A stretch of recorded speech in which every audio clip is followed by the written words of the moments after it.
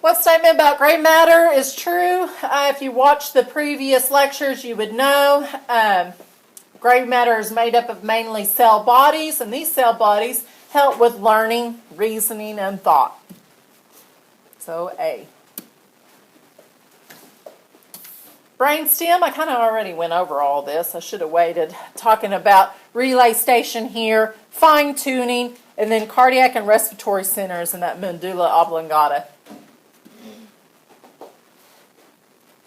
The cerebrum, kind of the cauliflower looking or bun on the back side of the brain. This one's got more neurons than the entire cortex here, or cerebrum. It's got more than all of that put together. The cerebellum is for fine-tune, fine coordination. The cerebellum is what's keeping you sitting up in your seat right now. So it's for equilibrium. When I'm walking, it's what gives you that natural gait. And when you walk and swing your arms opposite of your legs, that's actually a reflex. And so, because we don't walk with our arms straight, we naturally have a swing, and that's to keep your balance. And it's the cerebellum that's doing that. You don't have to think about it. You can overcome it, and you can, do weird things with your arms and still walk. But you'll see people with diseases of that, tumors or, say, Parkinson's disease can affect the cerebellum. They'll lose that natural gait. So you'll notice them in the nursing home walking around, and their arms are just straight, and they shuffle. They don't actually pick up their legs and walk. Again, that's all things that we don't normally have to think about. And it's the cerebellum that does that. So your ability to kick a ball, to stand on one foot and jump, that's all cerebellum. He's the one that's going to coordinate all those fine-tuning things. Thalamus is just kind of an area, so this egg-shaped area does a lot of things as far as regulating coming to and from the brain, but it's the hypothalamus that is extremely important.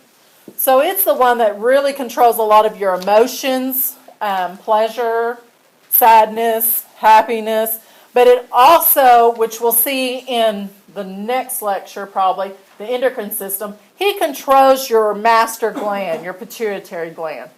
It's the hypothalamus that actually does that. He's very important. Your reticular activating system.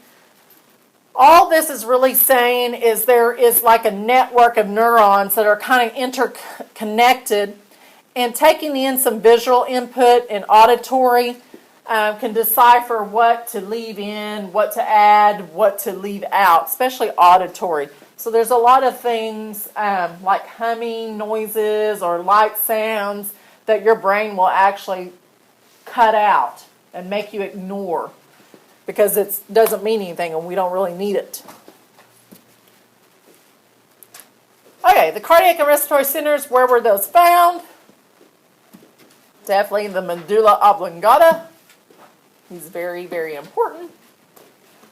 So these here, all the lobes, the frontal, the temporal, the parietal, and the occipital, even the cerebellum. I've got an activity for you to do on this that's going to help us remember what areas do what. So it'll be fun. It'll be a good time, I promise. This I talked about in previous lectures, talking about tracks. White matter being majority of your axons, where the gray matter, all this on the outside, the cortex, is where your cell bodies, your higher level thinking is. But remember, when we're talking about tracks, that's neurons. If I say nerves, that's peripheral system. Peripheral system are nerves, so a bunch of neurons together make a nerve. And then inside the central nervous system, whether it's the spinal cord or the brain, they're called tracks. Oh, and I guess we need to talk about right side, left side. So right side of the brain controls things on the left side, if you don't know that already, and left side of the brain controls things on the right side. The corpus callosum right here, the connection in between, it's just a huge bundle of neurons. So what it's there for is to connect the left side to the right side. So we know what the left side's doing and what the right side's doing. So that helps to connect and talk. Limbic system, you need to know your limbic system as your emotional side, your emotional state. So it also helps with learning, memory, recognition, but mainly think of it as your emotion. Of course, emotion. 8. Talking about right and left sides, controlling different sides of the body. You know, a lot of the times they'll say if you're left-handed, then, this is what you're like. But it's really not that basic, whether you're left or right-handed. It's really what side of the brain is dominant. So if you're thinking left side, motor control, language, analytical thinkers on this side, very logic, concrete, science, and math thinkers. So if you're left dominant, right is you're going to be your creative people, the artsy, in music and art, those kinds of things. Cranial nerves, again, we'll do some stuff with this. There are 12 pairs of cranial nerves, and you do have to know them, especially for nursing, because we actually assess these. Even though it says cranial nerves, but cranial, you think brain, but when you hear nerves, you know your peripheral system. So this is not, cranial nerves are not part of the central nervous system. Cranial nerves are part of the peripheral nervous system. Even though they're branching out of the pons and the medulla and the base of that brain stem, they are still considered peripheral nerves. Autonomic nervous system, so thinking autopilot, things that we don't control. They're always constantly creating homeostasis. So an easy example would be your cardiac. So if your heart is beating too fast, then your autonomic system will take over and say, slow down, which is parasympathetic. Then if it starts slowing way far down, then it'll say, hey, speed up. So it goes back and forth constantly so that we can get that normal 60 to 100 beat. Same thing with respiratory and everything else that we don't think about. So cardiac, we don't have control over, smooth muscle, intestinal, as well as breathing. The bronchioles are smooth muscle. We also call it the visceral motor system. Visceral, I told you over and over, think visceral feeling, that gut feeling, it's your organs. So a visceral, so a autonomic, we don't think about it, reflex. This one's a good one here, where we have baroreceptors sitting in the carotids, and they're detecting pressure. So say the blood pressure gets too high, it will send a message down these sensory, which we also know is the dorsal. So a dorsal or afferent, all those meaning the same thing, sensory, to the pons, where from last lecture we talked about interneurons. So they're the interpreters from the sensory side to the motor side. Your interneurons say, oh, okay, that sensory information you brought to me means our blood pressure is too high. So it sends down information through the efferent. So we're sending it to an effector, which is the heart. So the efferent sends on down to that SA node and says, hey, slow down. Our blood pressure is too high.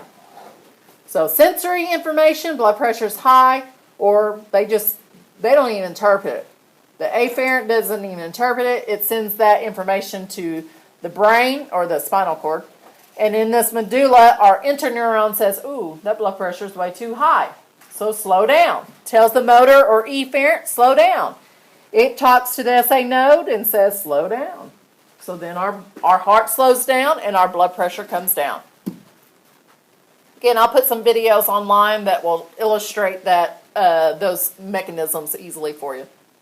Okay, autonomic nervous system, autopilot, we don't control it. We have two branches, sympathetic, parasympathetic. I've always told you to think of sympathetic as stressful, parasympathetic as paralyzing, so calm, slow. Your adrenal glands also play a role in sympathetic. So adrenal glands, they actually release epinephrine and norepinephrine.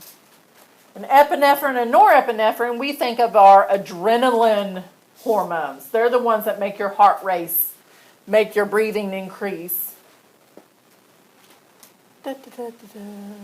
Okay, so sympathetic, stressful. So if you think about heart, is heart going to beat fast or slow? Fast. Breathing? Fast. Stomach, increase or decrease digestion?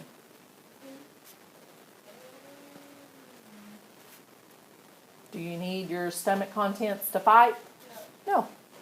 So decrease. We inhibit it. Eyes, dilate or constrict? They do dilate. Yeah. They dilate to take in as much light and much information as possible. So they will dilate. Think of anything else. Skeletal muscle, the vessels to skeletal muscle, would they dilate or constrict? Because sympathetic is, what else do we call sympathetic? They would dilate, because why? Yeah, we want more blood to them, because we're going to fight or flight. We're going to either fight or we're going to run, so we need more blood. Let's see, parasympathetic. So, digestive system, increase or decrease? Say again? Parasympathetic. It's what's controlling right now. Increase. Yeah, it's time to digest. We're not scared. We're not worried. Let's digest some food. So we'll remove blood from other areas and put it to the gut. Whereas in sympathetic, when we're stressed out, we move blood to heart and lungs and skeletal muscle and remove blood from these areas. We don't need digestion. We don't need to poop and we don't need to pee. So we remove all blood from there. So parasympathetic, then we're like, oh, okay, we don't need all this blood in our skeletal muscle. Let's put it in our gut and let's digest something. So that being said, which of the following is an action of the parasympathetic division of the autonomic nervous system? So parasympathetic. Would parasympathetic increase heart rate? No. It actually decreases heart rate. Constrict bronchial tubes. Stimulate sweat glands. Because who does that? What happens when you get stressed out? You sweat. We're trying to cool. Inhibit intestinal motility.